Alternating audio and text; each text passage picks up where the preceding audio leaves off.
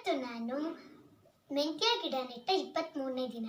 ನಾನು ಮೆಂತ್ಯ ಗಿಡದ ಜೊತೆನೆ ಆಲೂಗೆಡ್ಡೆ ಗಿಡನೂ ನೆಟ್ಟಿದ್ದೆ.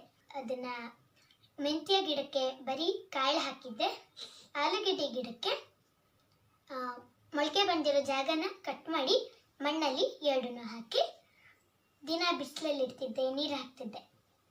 ಮೆಂತ್ಯ ಗಿಡ 7 ದಿನಕ್ಕೆ ಮೊಳಕೆ ಬಂತು. ಮತ್ತು 4 ದಿನ ಆದ ತಕ್ಷಣ ಚಿಕ್ಕ ಚಿಕ್ಕ ಎಲೆಗಳು ಬರೋದಕ್ಕೆ ಸ್ಟಾರ್ಟ್ ಆಯಿತು. ಆದರೆ ಆಲೂಗೆಡ್ಡೆ ಗಿಡದಲ್ಲಿ ಏನೂ ಚೇಂಜಸ್ ಕಾಣಲಿಲ್ಲ. ಸ್ವಲ್ಪ ದಿನಕ್ಕೆ ಅದು ಮಣ್ಣೆಲೆಯನ್ನು ಮಣ್ಣಾಗೋಯಿತು.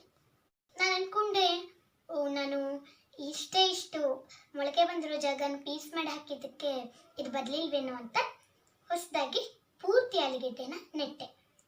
ಇವತ್ತು ನೋಡಿ 14 ದಿನ ಆಯಿತು.